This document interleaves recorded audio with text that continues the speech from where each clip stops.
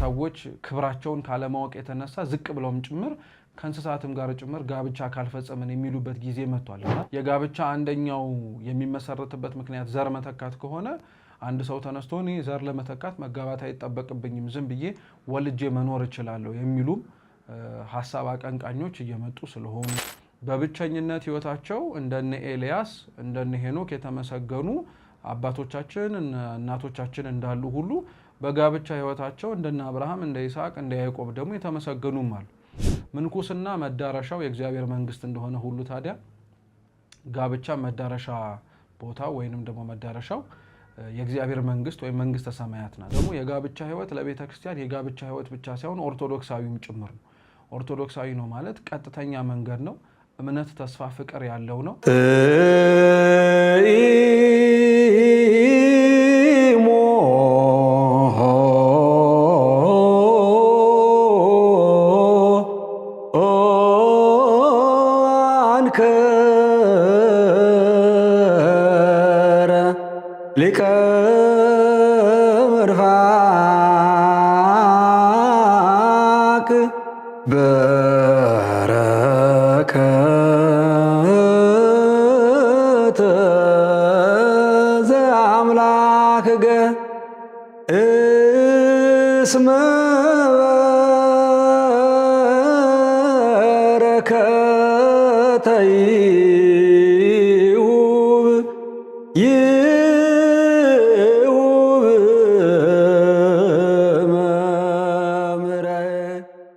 በስመ አብ ወወልድ ወመንፈስ ቅዱስ አሐዱ አምላክ አሜን። የተወደዳችሁ የልዑል እግዚአብሔር ቤተሰቦች እንደምን ቆያችሁ? አሜን። በቸርነቱ የጠበቀን የአባቶቻችን አምላክ ልዑል እግዚአብሔር ስሙ የተመሰገነ ይሁን። እንደ አምላካችን ቅዱስ ፈቃድ እንግዲህ ለዚህኛው ክፍለ ትምህርት ለተወሰኑ ጊዜያት ደግሞ በኦርቶዶክሳዊ የጋብቻ ትምህርት ለተወሰኑ ሳምንታት የምንማማር ይሆናል። በዚህ ትምህርት ውስጥ እንደ እግዚአብሔር ቅዱስ ፈቃድ የቤተሰብን ምንነት፣ የጓደኝነትና የንጽህና ህይወትን ከዛ በተጨማሪ የእጮኝነት ህይወትና የጋብቻ ህይወት ላይ የባል የሚስት የልጆችና እንዲሁም ሌሎችም የቤተሰቡ አካላት የሚኖርባቸውን ቤተክርስቲያናዊ የሆነ የሚጠበቅባቸውን ኃላፊነትና በጋብቻዎች ውስጥ ሊኖሩ የሚችሉ ችግሮችና እንዴት ሊፈቱ እንደሚችሉ የምንማማር ይሆናል ማለት ነው። አምላካችን ቅዱስ እግዚአብሔር ከጅማሬያችን እስከ ፍጻሜያችን በመካከላችን ሆኖ እንዲያስተምረን እንዲመክረን ቅዱስና መልካም ፈቃዱ ይሁንልን። ለዛሬ እንግዲህ እንደ እግዚአብሔር ፈቃድ በጣም በተወሰነ መልኩ ለማየት የምንሞክረው ኦርቶዶክሳዊ የጋብቻ ትምህርት ምንነቱን ነው። ጋብቻ እንግዲህ በኦርቶዶክሳውያን ብቻ የሚፈጸም ምስጢር ሳይሆን በሌሎችም ቤተ እምነቶች የሚፈጸም ምስጢር ነው። ምስጢሩ ምንም እንኳን ያው በሌሎች ቦታዎች ላይ ይፈጸማል ማለት ሌሎቹ እንደ ምስጢር ይቀበሉታል። ሲቀጥልም ደግሞ ቤተክርስቲያን የምታምነውን የጋብቻ ትምህርት ሌላውም ይቀበለዋል ማለት አይደለም።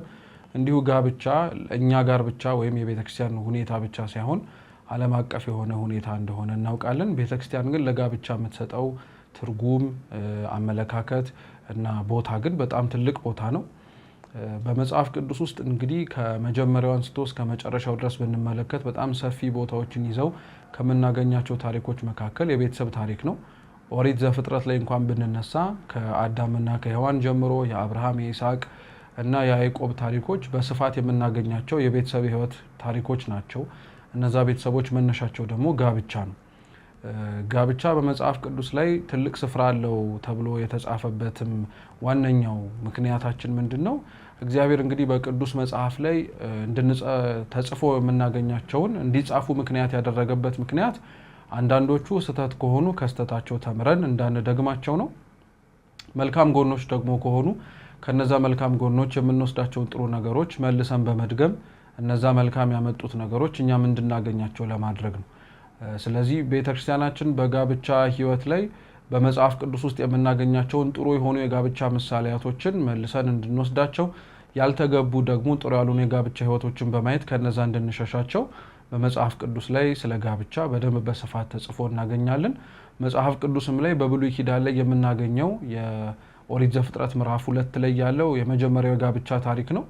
የሱ ተመሳሳይ የሆነው የዮሐንስ ወንጌል ላይ በመናገኘው በሁለተኛው ምዕራፍም ላይ አምላካችን መድኃኒታችን ልዑል እግዚአብሔር ኢየሱስ ክርስቶስ በጋብቻ ቤት ወይም በሰርግ ቤትም እንደተገኘ እናያለን። በዚህ በመነሳት አምላካችን ልዑል እግዚአብሔር በብሉይም ሆነ በሐዲስ ኪዳን ስለ ጋብቻ ስለ ትዳር ያለው ትልቅ ቦታ እንዳለ ማወቅ እንችላለን። ጋብቻ ትልቅ ቦታ የሚሰጠው የቤተክርስቲያን ትምህርት ነው። ሌላው የምንለው ምክንያት ደግሞ ምንድነው? ዙሪያችን ላይ ያለን ማናችንም ሰዎች የተገኘነው በዚህ ህይወት ስለሆነ ነው። መነኮሳትም በምንኩስና የመኖራቸው በምንኩስና ህይወት የመመላለሳቸው ሰዎቹ ማለት ነው ምክንያቱ ከጋብቻ ስለተገኙ ነው።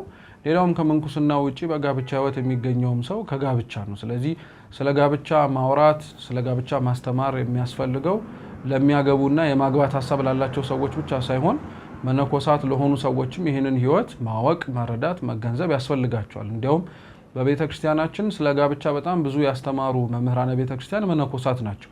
ኖረውበት ባይሆኑም ትምህርቱ የቤተክርስቲያን እንደመሆኑ ሌላው ሰው ይሄንን ማወቅ መገንዘብ ስለሚያስፈልገው ነው። እንደ ቅዱስ ጳውሎስ በአንደኛ ቆሮንቶስ መልእክቱ ምዕራፍ 7 ላይ የሱ ቅዱስ ጳውሎስ ደግሞ ህይወቱን ሁሉ ነገሩን ይከተለው የነበረውና ጠባቂው አድርጎ የሾመውም ቅዱስ ዮሐንስ አፈወርቅም ተመሳሳይ ስለ ጋብቻ ህይወት በጣም ብዙ ስፋት ያላቸውን ትምህርቶችን ድርሳናቶችን ጽፈዋል። ስንመለከታቸው ምንም እንኳን እነዚህ ሁለት አባቶቻችን የምንኩስና ህይወትን የኖሩ ቢሆኑም የጋብቻ ህይወትን ቸል ብለው ያለፉት አይደለም። ምክንያቱም ክርስቲያኖች ወደ እግዚአብሔር መንግስት የሚያደርሳቸው ሁለት መንገዶች ናቸው፣ ምንኩስናና ጋብቻ ናቸው። ምንኩስና ውስጡ ከምንኩስና ህይወቱ ባሻገር ማለት ነው አኗኗሩ በሁለት ይከፈላል። የማህበርና የተባህቶ ይባላል። ማህበር ማለት በአንድነት በህብረት መነኮሳት የሚኖሩት የኑሮ አይነት ሲሆን ተባህቶ የሚባለው ደግሞ ለብቸኝነት የሚኖር ባህታውያን የምንላቸው ማለት ነው እነሱ የሚኖሩት ህይወት ነው። በምንኩስና ህይወት ታዲያ በጥቅሉ ዋነኛው ዓላማው ምንድነው? ሰውን ከእግዚአብሔር ጋር ማገናኘት ነው። መነኮሳት ሰው ካለበት ጥለው የሚወጡት መንኩሰው ከዓለሙ ይልቅ በረሃውን መርጠው የሚወርዱት ከሰው ለመሸሽ ብቻ ሳይሆን በሙሉ ልባቸው ከእግዚአብሔር አምላክ ጋር ለመጣበቅም ጭምር ነው። ስለዚህ መነኮሳት ይህንን እንደሚያደርጉት ሁሉ ባለትዳሮችም ለምንድን ነው የሚያገቡት ሲባል የጋብቻ ዋነኛ ምክንያቶች ተብለው የሚዘረዘሩት አንደኛው ዘርን ለመተካት ነው፣ ሁለተኛው ለመረዳዳት ነው፣ ሶስተኛው ደግሞ ከዝሙት ለመጠበቅ ነው። ሶስቱንም ብንመለከታቸው መዳረሻቸው ወደ እግዚአብሔር የሚያደርሱ ናቸው። ሰው ከዝሙት ከኃጢአት የሚጠበቀው ጽድቅን ለመስራት ነው። ሰው ዘር የሚተካው ዘር መተካት ስላለበት ብቻ ሳይሆን የሚተካውን ዘር ምክንያት አድርጎ የሚጸድቅም ጭምር ከሆነ በመልካም ስነ ምግባር የሚመላለስ ከሆነ ነው። ባልና ሚስት የሚረዳዱት ደግሞ በስጋዊ ህይወታቸው የተሻለ ኑሮ ለማግኘት ብቻ ሳይሆን በመንፈሳዊ ህይወታቸው ተስፋ የሚያደርጓትን መንግስተ ሰማያትን ለመውረስ ነው። ምንኩስና መዳረሻው የእግዚአብሔር መንግስት እንደሆነ ሁሉ ታዲያ ጋብቻ መዳረሻ ቦታ ወይንም ደግሞ መዳረሻው የእግዚአብሔር መንግስት ወይም መንግስተ ሰማያት ናት። ስለዚህ ሰው ከሁለቱ አማራጮች አንዱን መርጦ ይኖራል። የምንኩስናውን ህይወት በመምረጥ የሚኖሩ ሰዎች ከባለትዳሮች የተሻሉ ወይም በቅድስና ህይወታቸው የሚበልጡ ናቸው። መነኮሳት ለዛም ነው ቅዱስ ጳውሎስ በአንደኛ ቆሮንቶስ መልእክቱ ምዕራፍ 7 ላይ ሲያስተምር ስላገቡ ሰዎች ሲናገር መልካም እንዳደረጉ ይናገራል። በማግባታቸው ምክንያት ከኃጢአት ለመጠበቅ ለመረዳዳትና ዘርን ለመተካት ምርጫቸው ስላደረጉ በዚች ምድር ላይ ቤተሰብን መስርቶ መኖር ኃጢአት አይደለም፣ ክፋት አይደለም፣ ነውርም ጭምር አይደለም፣ የሚያስከስስም አይደለም። ምክንያቱም በብቸኝነት ህይወታቸው እንደነ ኤልያስ እንደነ ሄኖክ የተመሰገኑ አባቶቻችን እናቶቻችን እንዳሉ ሁሉ በጋብቻ ህይወታቸው እንደነ አብርሃም እንደ ይስሐቅ እንደ ያዕቆብ ደግሞ የተመሰገኑም አሉ። ስለዚህ ሰው በምንኩስና ህይወት ሳይመርጥ ወደ ጋብቻ ህይወት መግባቱ ሙሉ በሙሉ የሚያስከስሰው የሚያስወቅሰው አይደለም፣ አኗኗሩ የተቀደሰና ጥሩ የሆነ ከሆነ። ስለዚህ ቅዱስ ጳውሎስ ያገባ መልካም አደረገ አለ፣ ያላገባ ደግሞ የተሻለ አደረገ። ያላገባ የተሻለ ማድረጉ መነኮሳት ባለማግባታቸው የተሻሉ ነገሮችን አድርገዋል። በሙሉ ሐሳባቸው በቁርጥ ሕሊናቸው እግዚአብሔርን ለመታዘዝና እግዚአብሔርን ለማምለክ ዝግጁ ሆነዋልና መነኮሳት እንደ ባለትዳሮች እንደሚፈተኑት ፈተና ላይፈተኑ ይችላሉ፣ የሚፈተኑም አሉ። አንዳንድ ፈተናዎች ግን ባለትዳሮች ላይ የሚጸኑባቸው መነኮሳት ላይ ኢምንት ወይም ባዶ ሆነው ሊገኙ ይችላሉ። ለምሳሌ ለጋብቻ ህይወት ለሚኖሩ ሰዎች የገንዘብ ጉዳይ ቀላል አይደለም፣ ምክንያቱም የመኖርና ያለመኖር ጉዳይ ስለሆነ። ለመነኮሳት ግን የገንዘብ ጉዳይ ያን ያክል ቁም ነገርም ላይሰጥ ይችላል። በዚህ በዜና አበው ላይ የቅዱስ መቃርስ ደቀ መዛሙርትን ታሪክ የተጻፈበት አለና አንድ ባለጸጋ ወደ ቅዱስ መቃርስ ገዳም ከሄደ በኋላ ለዛ ለገዳማውያኑ ወርቅ መስጠት ፈልጋለሁ አለና የገዳሙ አበመኔት በፍጹም ይሄ ሊሆን አይችልም ሊቀበሉ አይችሉም አሉ እና ባለጸጋው በጣም ካልተቀበሉኝ በቃ ግዴታ ነው እንዴት ይሄንን ሁሉ መንገድ መጥቼ ብሎ አስጨነቃቸውና አበመኔቱ መነኮሳቱ እንደማይፈልጉ ሲነገረው ይሄ ባለጸጋ እንዳልሰማ ሲያውቅ ደውል እንዲደወልና መነኮሳቱ ሁሉ እንዲሰበሰቡ አደረገ።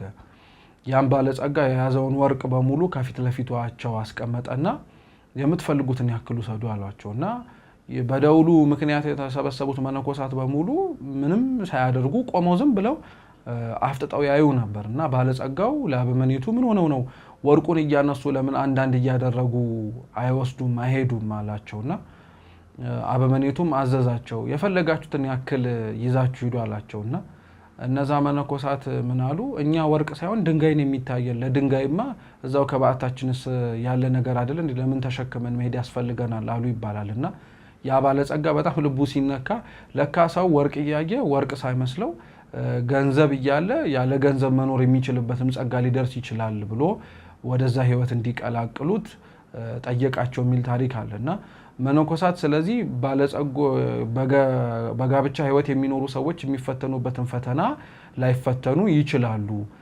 የሚያሳስባቸው ላያሳስባቸው ይችላል ያ ማለት ግን ሙሉ በሙሉ ሳይሆን እንዲሁ በጾታ መመን የሚፈተኑባቸው የጾር ፈተናዎች አንዱ ላይ ላይጸናበት ይችላል ማለት ነው እነዚህ አምስቱ ጾታ መመናን የሚባሉት በጾር ወይም በዋና ፈተና የሚታወቁት የወንዶች ትልቁ ፈተናቸው የሚባለው ዝሙት ነው ወይም ዋና ጾራቸው የሴቶች ትውዝፍት ነው ወይም ምንዝርጌጥ ይባላል የአረጋውያን ወይም የትላልቅ ሰዎች ደግሞ ፈተናቸው ፍቅረ ነዋይ ነው ይባላል የመነኮሳት ፈተናቸው ምንድነው ቢባል ስስት ነው ይባላል የካህናት ፈተናቸው ደግሞ ትዕቢት ነው እነዚህ ዋና ጾሮቻቸው ናቸው የሚፈተኑባቸው ያ ማለት ግን የወራዙት ወይንም ደግሞ የወጣቱ የዝሙት ፈተና ካህኑ ላይ ላይመጣ የካህኑ የትዕቢት ፈተና መነኩሴው ላይ ላይመጣ የመነኩሴው ፈተና የምንዝርጌጥ ፈተና የሆነባት ሴቷ ላይ ላይመጣ ይችላል ማለት አይደለም ዋና ፈተናዎቻቸው ናቸው ለማለት ነው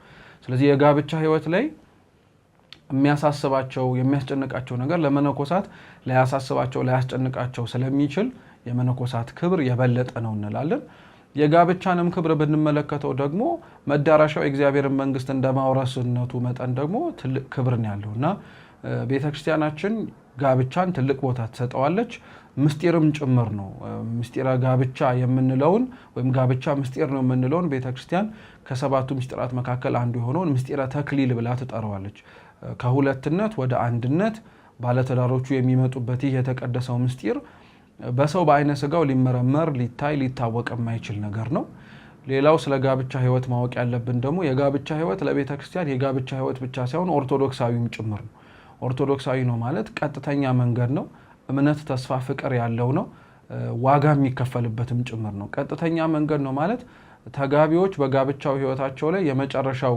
ህይወታቸው የእግዚአብሔርን መንግስት እንደመውረስ ስለሆነ ሐሳባቸው ቀጥተኛውንና ርትዕት የሆነችውን ሃይማኖትና ስራ ይዘው ይሄዳሉ ማለት ነው የጋብቻ ህይወት ኦርቶዶክሳዊ ነው ማለት እምነት ተስፋ ፍቅር አለው ማለት ነው እንደመታመናቸው አንዱ ለአንዱ ይታመናል ተስፋ ስላላቸው አንዱ በአንዱ ሊወርሰው የሚችለውን የእግዚአብሔርን መንግስት ያውቃል ማለት ነው ፍቅር ደግሞ ከሁሉ በላይ ይበልጣልና ይህንን አደረኩልሽ ከሚል ፍቅር ተሻግረው ምን ላደርግ እችላለሁ ወደሚለው ፍቅርም ከፍ ብለው አንዱን የእግዚአብሔርን አምሳያ በመመልከትና በማየት የሚስተሳሰሩበት ስለሆነ ጋብቻ በቅድስት ቤተክርስቲያን ላይ እንዲህ አይነት ሰፊ የሆነ ትርጉምም ጭምራለው ማለት ነው ሌላው ማወቅ ያለብን የጋብቻ ትምህርት ላይ ትምህርቱን ለምን መማር አስፈለገን የሚለው ነው ቅድም እንዳልነው ትምህርቱን በዋነኝነት የሚያስፈልገው ለተጋቢዎችና ለጋቡ ላሰቡ ሰዎች ብቻ ሳይሆን ለሁሉም ነው ምክንያቱም ሁሉም የጋብቻ ውጤት ስለሆነ በተለይ ደግሞ አሁን ባለንበት ጊዜ ላይ ስለ ጋብቻ በጣም ይህ ቀረሽ የማይባል ክፉ የሆኑ የምንሰማቸው ነገሮች አሉ አንዳንዶች ጋብቻን ሙሉ በሙሉ አያስፈልግም የሚሉ አንዳንዶች ደግሞ በጋብቻ ሊገኝ የሚችሉ ብዙ ነገሮችን ያለ ጋብቻ ሰው ማግኘት ይችላል የሚሉ ለምሳሌ የጋብቻ አንደኛው የሚመሰረትበት ምክንያት ዘር መተካት ከሆነ አንድ ሰው ተነስቶ ዘር ለመተካት መጋባት አይጠበቅብኝም ዝም ብዬ ወልጄ መኖር እችላለሁ የሚሉም ሐሳብ አቀንቃኞች እየመጡ ስለሆኑ ወይም እያሉም ስለምንመለከት፣ ሶስተኛው የትምህርቱ አስፈላጊነት ደግሞ ይህ ህይወት ነገ ከነገ ወዲያ ላይ ያልተገባ ሆኖ እንዳይለወጥ ነው። በኦሪት ዘፍጥረት በ10 እና በ11 ምዕራፎች ውስጥ ምድራችን በጣም የደረሰባት ሁለት ታላላቅ ጉስቁልናዎች ይታያሉ። ሶስት ልንለው እንችላለን። አንደኛው የአዳምና ሔዋን ከነበሩበት ከገነት ተባረው ወደ ምድር መውረድ ነው። ሁለተኛው የሰው ልጅ ኃጢአቱ ብዛት ምክንያት ሆኖ በጥፋት ውሃ መጥፋት ነው። ሶስተኛው ደግሞ ኦሪት ዘፍጥረት ምዕራፍ 19 ላይ የምናገኘው የሰዶምና የጎሞራ ነው። ሰዶምና ጎሞራ ያጠፉትን ጥፋት ነብዩ ሕዝቅኤል በትንቢት መጽሐፉ የተናገረ ቢሆንም ዘፍጥረት 19 ላይ ስንመለከት ግን ብዙ ኃጢአቶች ነበሩ። ከነዛ ከሚሰሯቸው ኃጢአቶች መካከል አንደኛው ለጋብቻ ያላቸው አመለካከትና ስለ ጋብቻ ያላቸው ሁኔታ በጣም ከመለወጡ የተነሳ ማግባት የማይቻላቸውን እያገቡ ከእንስሳቶችም ጋር ጭምር እየተዳሩ ትልቅ ኃጢአት ይሰሩ ነበር። እግዚአብሔር ለዛ ነው ከኃጢአታቸው እንደማይመለሱ በሎጥ ምክንያት እግዚአብሔር ያቺን ምድር ሊመራት ቢፈልግም ከሎጥ ያለፉ ብዙ ጻድቃን ግን እንደሌሉባት ሲያይ ሎጥና ቤተሰቦቹን አውጥቶ ያቺን ምድር ግን በሳት አቃጥሎ አሁን ላይ ትዝታዋ የራሱ የት እንዳለ እስከማናውቃትም ጭምር ከምድረ ገጽ የጠፋችውና የጋብቻ ሁኔታን መማር የሚያስፈልገን አሁን ዓለማችን እየሄደችበት እየተራመደችበት ባለበት መንገድ ስንመለከት ይቅርና የተጋባውን ጋብቻ እንደዚህ ያክል በተቀደሰ ህይወት መኖር አለበት የሚለው ጉዳይ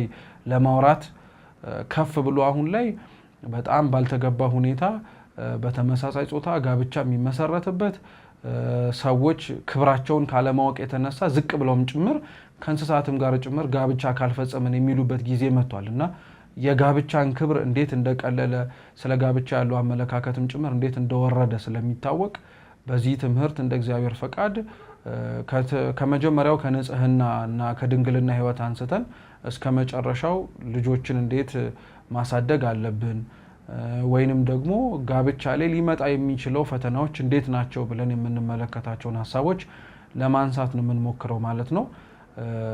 ይህንን ባጭሩ እንደ መግቢያው ከተመለከትን እንደ እግዚአብሔር ቅዱስ ፈቃድ በሚቀጥለው ክፍለ ጊዜ ላይ ደግሞ የንጽህናና የድንግልና ህይወትን ለብቻው የምንመለከት ይሆናል ማለት ነው። አምላካችን ቅዱስ እግዚአብሔር የሰማነውን በዝነ ልቡናችን እንዲጽፍልን እንዲያሳድርልን የሱ ቅዱስ መልካም ፈቃድ ይሁንልን። ወስብሐት ለእግዚአብሔር።